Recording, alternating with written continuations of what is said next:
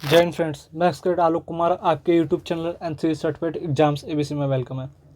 आइए फ्रेंड्स, आज हम बात करेंगे एनसीसी ए बी व सी सर्टिफिकेट के मोस्ट इंपॉर्टेंट क्वेश्चंस के बारे में, मोस्ट इंपॉर्टेंट टॉपिक्स के बारे में जो बार बार हर आपके एग्जाम्स में रिपीट होते हैं। और friends, let me tell you कि आपके जो एग्जाम्स हैं अब अक्टूबर, नवंबर या दिसंबर के आसपास में होंगे, क्योंकि कोविड-19 के चलते आपके एग्जाम क्या हो चुके हैं, पोस्टपोन्ड हो चुके हैं। तो आइए फ्रेंड्स, आज की शुरुआत एक नए थॉट के साथ करते हैं। आज का नया थॉट है कि nobody can teach you, okay, you teach your self. मतलब कि दुनिया में आपको कोई भी नहीं सिखा सकता जब तक आप सीखना ना चाहो। चलिए फ्रेंड्स, देखते हैं एनसीसी का इतिहास देखते हैं। तो देखिए एनसीसी की इस्टेब्लिश कैसे हुई, एनसीसी कैसे बना। तो देखिए प्रथम प्रथम विश्व युद्ध के दौरान, ठीक है, 1914 से 1917 के कारण ब्रिटिश फौज में क्या हुआ, ठीक है, सैनिकों की कमी को महसूस किया गया। और ब्रिटिश शासकों ने क्या किया, भारतीय विश्वविद्यालय में छात्रों को सैनिक प्रशिक्षण देना चाहते थे ताकि क्या उनके फौज के लिए अच्छे ऑफिसर मिल सके। और इस उद्देश्य को ध्यान में रखकर उन्होंने क्या किया, 1917 में यूनिवर्सिटी कोर की स्थापना की। और यूनिवर्सिटी कोर का पहला ट्रूप क्या हुआ, कलकत्ता विश्वविद्यालय में 3 नवंबर 1917 को क्या हुआ, इन्होंने स्थापित किया। और 1920 में प्रादेशिक अधिनियम को पारित करने के बाद क्या इन्होंने यूनिवर्सिटी कोर का स्थापना यूनिवर्सिटी ट्रेनिंग कोर में कर दिया। उनका नाम बदलकर यूनिवर्सिटी कोर का नाम बदलकर यूनिवर्सिटी ट्रेनिंग कोर कर दिया। फिर 1942 में यूनिवर्सिटी यूटीसी का नाम बदलकर क्या कर दिया, उन्होंने यूओटीसी रख दिया। ठीक है, फिर और ये यूओटीसी क्या थी, 1946 तक आते आते क्या हो गई थी, यूओटीसी की देश में 18 कि क्या थी, बटालियन कार्यरत थी। फ्रेंड्स, अब उसमें देखते हैं और आगे देखते हैं। देखिए द्वितीय विश्व युद्ध के दौरान क्या हुआ था कि समय यूओटीसी को उद्देश्य विफल रही, मतलब ये पहला भी विफल रहा, दूसरा भी विफल रहा। इसके बाद क्या हुआ, अब विफल ध्यान में रखते हुए उन्होंने क्या किया, युवकों को सैनिक प्रशिक्षण देने का भारत सरकार ने क्या 1946 में पंडित हृदयनाथ कुजूर की अध्यक्षता में क्या राष्ट्रीय कैडेट कोर समिति की स्थापना की। और इस समिति ने क्या किया, संसार के विकसित देशों को युवकों को सैनिक प्रशिक्षण की गहराई का अध्ययन किया। मतलब कि और भी देशों को उन्होंने स्टडी की, ठीक है, ये लोग कैसे कैसे और भी देशों में सैनिक प्रशिक्षण कैसे कैसे दिया जाता है। उसके बाद 1947 में उन्होंने विस्तृत रिपोर्ट सरकार को दी। और 16 जुलाई 1948 को 1948 को एनसीसी अधिनियम रक्षा मंत्रालय द्वारा पास हो गया, जिसका नाम आगे चल के क्या पड़ा, राष्ट्रीय कैडेट कोर पड़ा। अब आगे चलते हैं फ्रेंड्स, कुछ देखते हैं, कुछ मोस्ट इंपॉर्टेंट थिंग्स देखते हैं।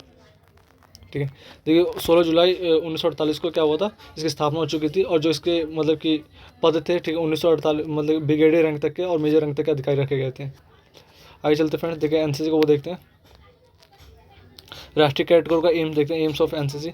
देखिए पहला क्या है, देश के युवाओं में चरित्र, साहचर्य, अनुशासन, नेतृत्व, धर्मनिरपेक्ष, रोमांच और स्पोर्ट्समैनशिप तथा निस्वार्थ सेवा का भाव संचार करना। इसके बाद क्या, संगठित, प्रशिक्षित और प्रेरित युवाओं को एक मानव संसाधन तैयार करना ताकि जीवन के प्रत्येक क्षेत्र में नेतृत्व प्रदान करने और देश की सेवा के लिए सदैव तत्पर रहे। कैडेट्स की बात कर रहे हैं यहाँ पे। फिर सशस्त्र सेनाओं यानी आर्मी, नेवी, एयरफोर्स में करियर बनाने के लिए युवाओं को क्या करना, प्रेरित करना और उचित वातावरण प्रदान करना, मतलब उन्हें मोटिवेट करना। अच्छा, ये राष्ट्रीय कैडेट कोर का ध्येय क्या है, मतलब कि एकता और अनुशासन, यानी motto of NCC unity and discipline. आगे चलते हैं। हाँ, अनुशासन की विशेषताएं क्या है, और कार्डिनेस ऑफ एनसीसी डिसिप्लिन, तो मुस्कुराते हुए आगे का पालन करें, ओबे विथ स्माइल, समय के पाबंद रहें, बी पंचुअल, निसंकोच और कठोर परिश्रम करें, work hard without forces, बहाने ना बनाओ और झूठ मत बोलो, make no excuse and tell no lie. आगे चलते हैं फ्रेंड्स अगले। अब देखते हैं एनसीसी कंपनी की कि एक प्लाटून कि नफरी होनी चाहिए। ठीक है, देखिए सीनियर डिवीजन में एनसीसी कंपनी में 160 कैडेट होते हैं, 124 प्लस 36 कैडेट्स होते हैं। कंपनी में क्या होता है, एक सीनियर अंडर ऑफिसर होता है, उसके नीचे क्या होता है, 3 अंडर ऑफिसर होते हैं, 5 सार्जेंट होते हैं। ठीक है, और ये क्या होते हैं, XCM और XCUKM और 3 सार्जेंट, 9 कारपुल तथा 18 लांस कारपुल के पद होते हैं। अच्छा, कंपनी कमांडर लेफ्टिनेंट से लेकर मेजर रैंक के एनो तक के होते हैं। अच्छा, जूनियर डिवीजन में एक ट्रूप में 100 कैडेट्स होते हैं और ट्रूप 3rd ऑफिसर से लेकर चीफ ऑफिसर के रैंक के एनो भी होते हैं। अच्छा, कैडेट्स में लास्ट कॉर्पोरल और ट्रूप के सार्जेंट पद भी होते हैं, याद रखिएगा हमेशा। आगे चलते फ्रेंड्स, कुछ इनका अवार्ड्स देख लेते हैं जो मोस्ट इंपॉर्टेंट है। तो एनसीसी में देखिए अवार्ड देखिए, एनसीसी में सम्मान तथा पुरस्कार की शुरुआत कब हुई थी, 1984 में की गई थी। ठीक है, और ये पुरस्कार एनसीसी पूर्णकालीन ऑफिसर यानी एनो अंडर ऑफिसर एस्ट्रॉयड एनसीसी कैडेट्स लड़कियों को दोनों को दिया जाता था। अब कुछ 4 मेन पुरस्कार हैं फ्रेंड, ध्यान दीजिएगा। पहला क्या, रक्षा मंत्री पदक, ये पदक 1989 से रक्षा मंत्री द्वारा दिया जाता है।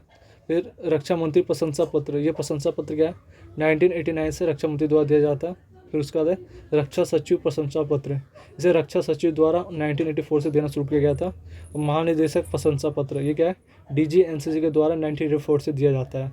और ये सारे पद क्या है, उच्च कोटि, साहस, और कर्तव्य प्राण के लिए, दुर्घटनाओं से बचाने के लिए, सांस्कृतिक कार्यों के लिए तथा ऐसे कार्यों के लिए जिससे एनसीसी का नाम रोशन हो, और ये व्यक्ति विशेष को प्रदान किया जाता है। अच्छा, इन पदकों में सबसे बड़ा पदक केवल रक्षा मंत्री पदक है तथा रक्षा प्रशंसा पत्र प्रतिवर्ष दिया जाता है, और ये सभी पदक एनसीसी दिवस पर प्रतिवर्ष घोषित किए जाते हैं तथा माननीय मुख्य रक्षा मंत्री और आरडी कैंप में मतलब दिए जाते हैं। इसके अलावा क्या है, श्रेष्ठ कैडेट को विभिन्न राज्यों के द्वारा राज्यपाल गोल्ड मेडल, राज्यपाल सिल्वर मेडल और मुख्यमंत्री गोल्ड मेडल तथा मुख्यमंत्री सिल्वर मेडल द्वारा नगद धनराशि भी दी जाती है।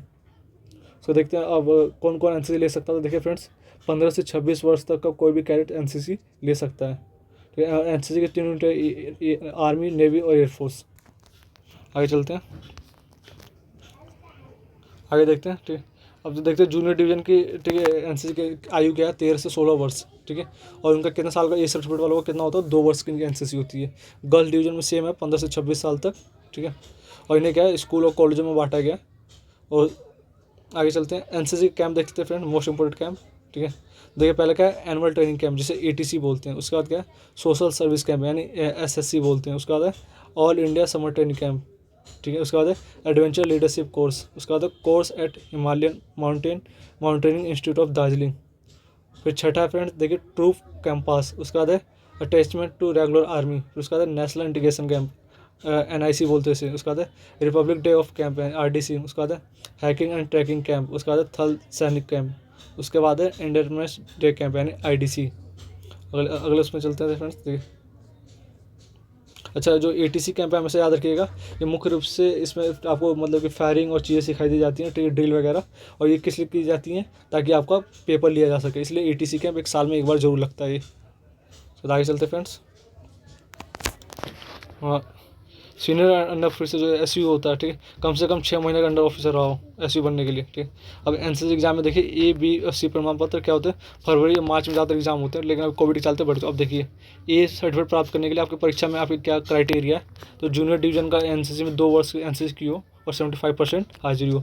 बी के लिए भी सेम है। ठीक है, आपने 2 वर्ष की कम से कम एनसीसी की हो और 75% हाजिरी हो। सी के लिए क्या फ्रेंड्स, आपने मतलब कम से कम, ठीक है, 75% आपकी हाजिरी हो, कम से कम 2 कैंप अटेंड किया हो। ठीक है, और क्या नाम है फ्रेंड्स, मतलब कि 50% से ऊपर आपको अंक लाना क्या होता है, कंपलसरी होता है। अच्छा, अब आपको कैसे पता चलेगा ए ग्रेड के अंक कितने नंबर वालों को मिलता है, बी ग्रेड वालों को कितने अंक से मिलता है, और सी ग्रेड। देखिए, अगर 80% या उससे अधिक नंबर लाता है कोई कैडेट्स, तो उसे क्या मिलता है, ए ग्रेड मिलता है। और कोई 65% से अधिक और 80% से कम लाता है तो उसे क्या मिलता है, बी ग्रेड मिलता है। अगर कोई सी ग्रेड लाता है तो 50 से अधिक लाता है तो उसे क्या बोलता है, सी ग्रेड मिलता है। अच्छा, भूतपूर्व कैडेट को सुविधा क्या मिल जाती है, तो देखिए, तो अगर वो एनसीसी छोड़ देता है, मतलब कि कोई मतलब ऐसा कैडेट है जो ए, बी और सी की परीक्षा में उत्तीर्ण नहीं होता है, किसी कारणवश परीक्षा में शामिल नहीं हो पाते हैं, तो ऐसे कैडेट्स को क्या होता है, अंतरिक्त तिथि से, एनसीसी छोड़ने की तिथि से 18 माह के अंदर पुनः एनसीसी में प्रवेश लिया जाता है, और एक्स कैडेट होकर भी परीक्षा में बैठ सकता है। यानी कोई ऐसा कैडेट जिसका किसी कारणवश मतलब पेपर ना दे पाओ या पेपर में फेल हो गया हो, तो कम से कम 18 महीने के अंदर क्या हो सकता है, पेपर में दोबारा बैठ सकता है, पेपर दे सकता है। आगे चलते हैं, देखिए प्रत्येक वर्ष मतलब जूनियर डिवीजन कुछ कैडेट्सों को मिलती है, छात्रवृत्ति मिलती है। तो जो जूनियर डिवीजन के कैडेट्स होते हैं, जो 10वीं पास करने के बाद उन्हें क्या मिलते हैं, 5,000 रुपये। जो सीनियर डिवीजन के होते हैं, 10+2 पास करने वाले उन्हें 13,000 रुपये मिलती है। और दूसरे क्षेत्र में क्या है, ठीक है, मतलब 30,000 रुपये तक मिलती है। और इसके लिए क्या है, ठीक है, जैसे मान लो अपना 80% अंक लाया, परेड में उपस्थिति है। इसके अलावा मुख्यमंत्री मेधावी कैडेट्स की छात्रवृत्ति, तो इसमें क्या 2 मतलब इस स्तर पर दी जाती है, जीडी और एसडी स्तर पर। तो आई होप फ्रेंड्स कि आपको बहुत कुछ समझ में आया होगा। ठीक है, and please it's request you don't forget like, share and subscribe my YouTube channel. अच्छा, एक बार ये देख लेते हैं फ्रेंड्स। ठीक है, देखिए, जो एटीसी कैंप के बारे में बात कर रहा था, इस शिविर का मुख्य उद्देश्य क्या था, कैडेट्सों को सामूहिक रूप से ए, बी और सी परीक्षा का पाठ्यक्रम से संबंधित है प्रशिक्षण देना तथा कैडेट्सों में नेतृत्व गुणों का विकास करना, और वो वार्षिक प्रशिक्षण शिविर में ड्रिल किट, लुआउट और क्वार्टर गार्ड और फायरिंग, खेल और सांस्कृतिक कार्यक्रम आदि को प्रतियोगिता में आयोजित की जाती है। मतलब ये सारी चीज़ आपको सिखाई जाती है ताकि कैडेट्स आगे चल सके।